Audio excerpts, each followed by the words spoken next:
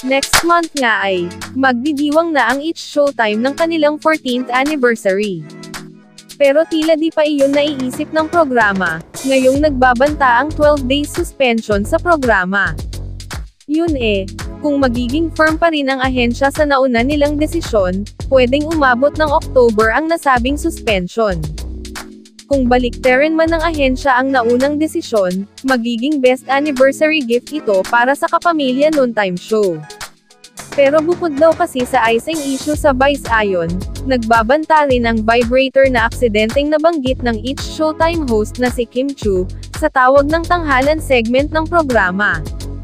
Nilinaw ng iba na vibrato ang ibig sabihin ng Chinita singer-actress.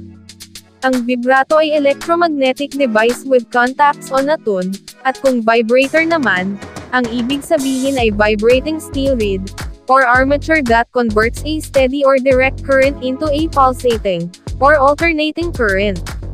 Pero generally, kung i-consider yun ng ahensya, pwedeng maabsuelto ito. Ngunit maalalang isiniwalat ni Movie and Television Review and Classification Board Chairperson Lala Soto Antonio, na maraming beses na nilang nabigyan ng warning ang It's Showtime, dahil sa mga paglabag.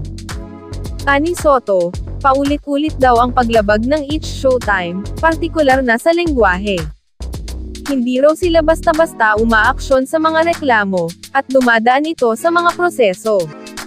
Sinabi ito ni Soto sa pakiusap niya sa mga supporter ng It's Showtime, na huwag personalin ang naging desisyon ng MTRCB laban sa programa. Kailangan naman natin i-practice ang spirit ng fairness.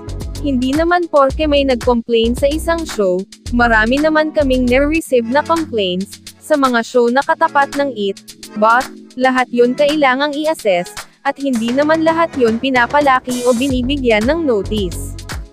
Samantala, sa kabila ng nagbabadya na suspensyon, ay may inihahanda umano ang programa para sa nalalapit na anibersaryo nito, bilang pasasalamat sa madlang people na hindi sila iniwan sa mga problema na dumadating, at pinagdaraanan ng noontime show.